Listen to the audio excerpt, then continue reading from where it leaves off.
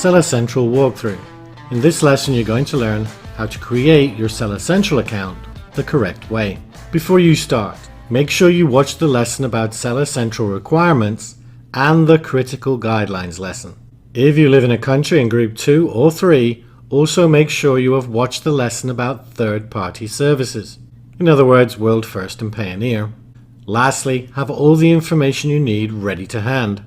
You need your name, whether it's business or personal, your address, your credit card, phone number, and deposit method.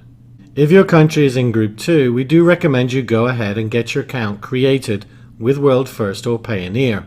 However, if you want to, you can go ahead and create your Seller Central account and add that information later. If your country is in group 3, then do not create your Seller Central account until you have your deposit method created. Remember, you have two choices when it comes to the type of account, either individual or professional. You can start with either. The example you are going to see is for an individual account, but the process is virtually the same.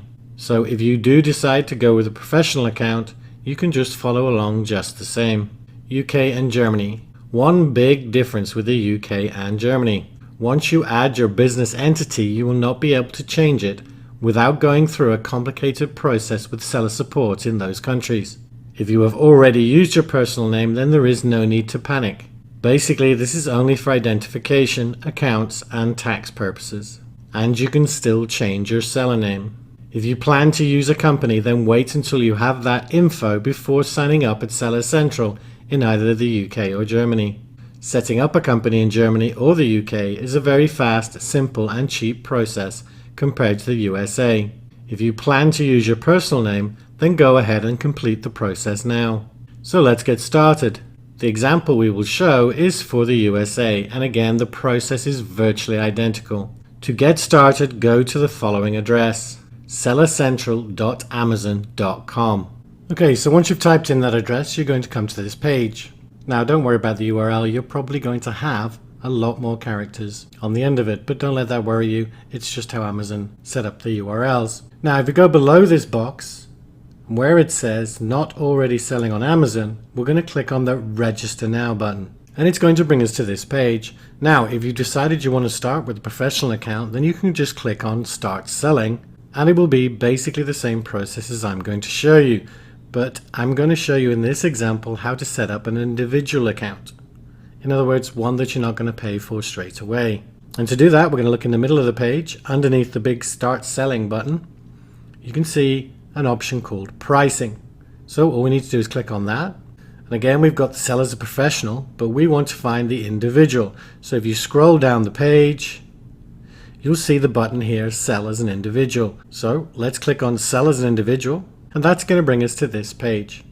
Now ignore this box here, that's actually my LastPass address box, which saves passwords for me. But basically, all we're going to do is we're going to put in an email address, preferably, as we discussed before, a unique address just for our Seller Central account, and a password. Now I am going to be blurring out a lot of the information in this lesson. However, where possible, I will try and leave the beginning of the input boxes so you can see where I'm putting the information.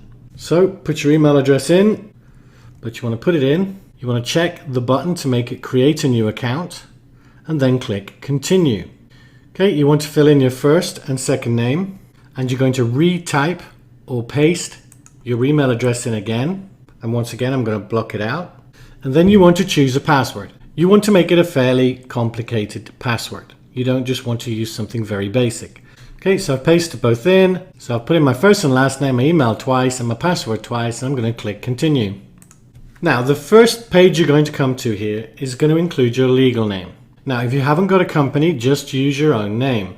If you have got a company or an LLC or something similar, you can use that if you wish. Once you've put in your name or your business name, check the box to say you've read and accepted the terms and conditions of the agreement. By all means, read the agreement if you wish, and then click continue. Okay, so the next screen we're going to have to fill in our credit card information. But you want to fill out the credit card number, expiration date, cardholder name, and the address. Okay, so fill out all the information, then just simply click Save and Continue. Okay, the next screen, again I've blurred out some information, but you want to choose your display name. Now again, we discussed this in module 1, you want to choose something fairly broad at this stage in your business. That is, unless you're absolutely 100% sure already that you know exactly what niche you want to go into. But it's important to remember that you can change the display name at any time you like. So I'm just choosing something at random, R. Jones Products. I'm going to check the availability by clicking on Check Availability. Okay, that's available, so I'm going to carry on with that. Now, at this point, if you're not 100% sure about what display name you want to use, you can click on the skip step, but you're always going to have to fill it out at some point. Remember, as I said, you can change it. So I'm going to click Save and Continue, and we're almost there. So at this stage, we've got to verify our identity, and you basically need a phone for Amazon to either call you or text you. Now, when I say call you, it's a simple automated phone call. You're not actually going to be speaking to a live human being. I'm going to select Send Me a Text Message, and I'm going to click on Text Me Now. Now I've received my PIN number, and I'm just going to click on Verify PIN. Congratulations, your identity has been successfully verified. Please continue to the next step of registration. That is actually my last step, so I'm going to click on Complete Registration. And there we go. I'm actually set up now with a brand new Amazon account. However, there is one more thing I need to do at some point, and that is to verify deposit method information. If you click on this link, it's going to take you to the deposit method. Basically what this is the bank account number where Amazon are going to send you your money. So obviously this is a very important thing to add, but it's something you don't have to do straight away. And in fact, you only need to add this before you receive your first payment.